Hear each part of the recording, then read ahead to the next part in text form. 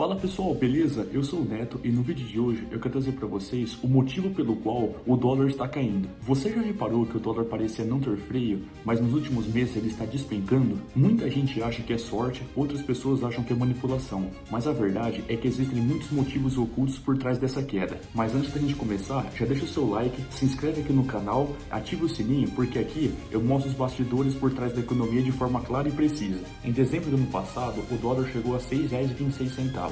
A maioria achava que nunca mais o dólar ia voltar a cair. Muita gente, inclusive, passou a comprar dólar de forma desenfreada, achando que ele só ia subir. Agora nós estamos vendo o movimento ao contrário. Mas por quê? O que está acontecendo? Ao contrário do que muitos pensam, a queda do dólar tem pouco a ver com a política econômica brasileira. Então, para entender os motivos pelo qual o dólar está despencando, nós precisamos entender a raiz do problema, que no caso seria os Estados Unidos. Afinal de contas, o dólar não impacta só os Estados Unidos, ele impacta a economia global. Quando o dólar se mexe, a economia mundial sente. O primeiro ponto é a política monetária do Fed, que seria como se fosse o Banco Central dos Estados Unidos. O Fed, ele é como se fosse o maestro da orquestra. Quando ele aumenta o ritmo, os investidores vão correndo para os títulos americanos porque rendem mais. Porém, quando ele diminui o ritmo, no caso, abaixando os juros, o efeito é o contrário. Os investidores tendem a sair dos Estados Unidos e procurar outros países para investir. E adivinha, nós estamos exatamente nesse momento, porque o Fed vem sinalizando o corte de juros nos Estados Unidos porque a inflação por lá está sob controle. Isso significa que o dinheiro que estava concentrado nos Estados Unidos começa a escorrer para outras economias, como se fosse água procurando novos caminhos. Inclusive, se você quiser saber mais sobre o corte de juros do Fed, eu gravei um vídeo mostrando detalhadamente quais são os impactos econômicos desse corte. Eu deixei o link aqui na descrição do vídeo.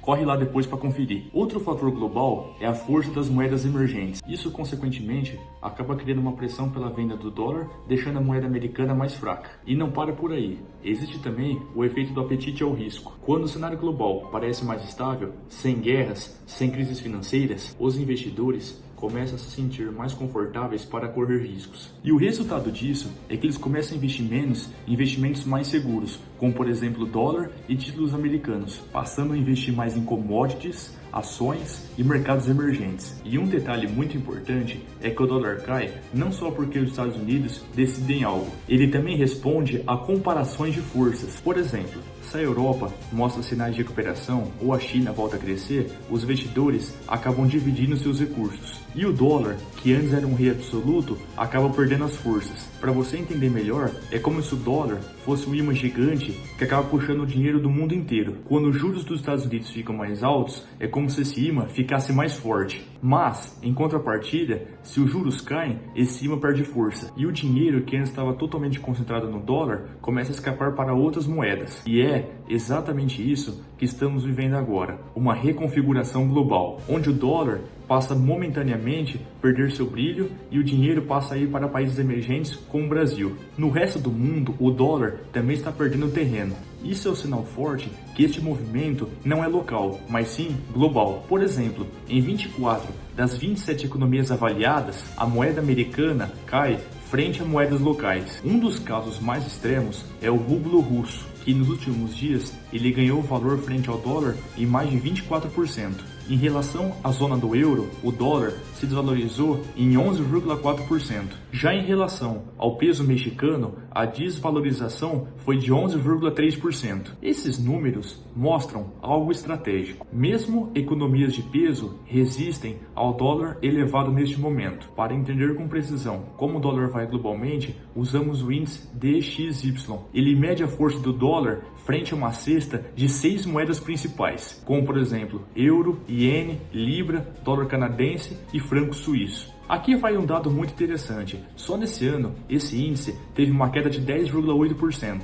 Ou seja, não é só frente ao real que o dólar está se desvalorizando, mas sim a moedas fortes no mundo inteiro. Isso vale dizer que o dólar está perdendo força a moedas importantes ao redor do mundo, como por exemplo o euro e o dólar canadense. Esse movimento é uma transformação estrutural, não só uma passagem. Esse dado é muito importante, porque quando o índice cai, sinaliza que o mercado deixará de privilegiar a moeda americana como um refúgio exclusivo. Agora vem um integrante muito polêmico. Parte dessa desvalorização do dólar pode estar ligada a uma estratégia deliberada dos Estados Unidos, que seria o tarifaço. Essa taxação perante outros países possui dois objetivos específicos: desincentivar importações e incentivar a produção doméstica, e também atrair investimentos estrangeiros nos Estados Unidos, em substituição a cadeias produtivas que antes estavam na Ásia, principalmente na China. Essa postura gera incerteza nos mercados globais, porque nunca se sabe como os países envolvidos vão reagir, como por exemplo guerra comercial e retaliações. Um ponto muito sensível: as críticas do Trump em relação ao Fed, que seria o Banco Central norte-americano, questionando sua independência, também estão minando confiança. Isso tende a estimular investidores a sair do dólar, pressionando ainda mais a cotação. Como resultado, corte de juros e falta de credibilidade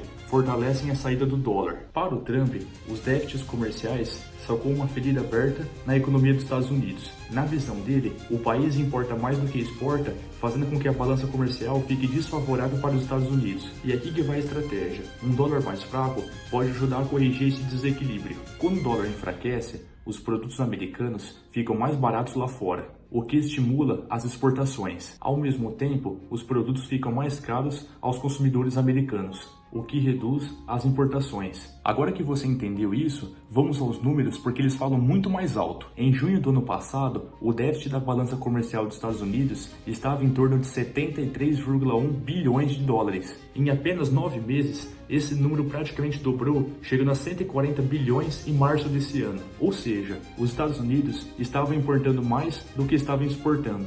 Foi exatamente nesse cenário que o Trump anunciou o tarifaço, aplicando assim sobretaxas a centenas de produtos estrangeiros. A ideia é bem clara: dificultar importações e fortalecer a indústria norte-americana. E os efeitos foram imediatos. Em abril, logo depois da medida, o déficit despencou para 61 bilhões de dólares. Foi um recuo impressionante. Foi como se fosse alguém tivesse fechado a torneira que estava saindo dinheiro dos Estados Unidos. Porém, a história não parou por aí, porque o déficit acabou se superando para 78 bilhões em julho desse ano. Isso aconteceu antes mesmo da nova onda de taxas ser implementada. Isso mostra que o dólar fraco e as taxações não são apenas medidas econômicas, mas sim armas políticas. O Trump está tentando reposicionar os Estados Unidos como uma potência exportadora. Essa é uma espécie de jogo de xadrez global. De um lado, o dólar mais fraco favorece a competitividade das empresas norte-americanas. Do outro, a guerra comercial gerada pelas taxações gera incertezas, retaliações e até instabilidade nos mercados.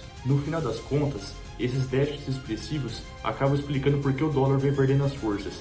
Quanto mais dólares saem dos Estados Unidos para pagar importações, menor o seu valor global. Com a implementação das novas tarifas comerciais, acabou gerando um efeito inflacionário nos Estados Unidos, que acabou contribuindo para a perda de valorização do dólar. Esse fenômeno ocorre porque as tarifas acabam encarecendo os produtos importados para os Estados Unidos, impactando diretamente o consumidor final. Diante desse cenário, o Fed acabou adotando uma medida cautelosa. Durante vários meses, acabou deixando a taxa de juros inalterada, tentando conter a inflação sem prejudicar a atividade econômica. Porém, o Banco Central norte-americano, por conta do aumento de desemprego, acabou tendo que diminuir em 0,25% a taxa de juros nos Estados Unidos. Em resumo, as tarifas do Trump, ao mesmo tempo que tentaram proteger as empresas norte-americanas, acabou gerando inflação e desvalorização cambial, criando um cenário de incerteza sobre a futura trajetória econômica norte-americana. Agora que vem a pergunta do milhão: você acha que o dólar vai acabar caindo nos próximos meses ou vai subir? Te vejo no próximo vídeo.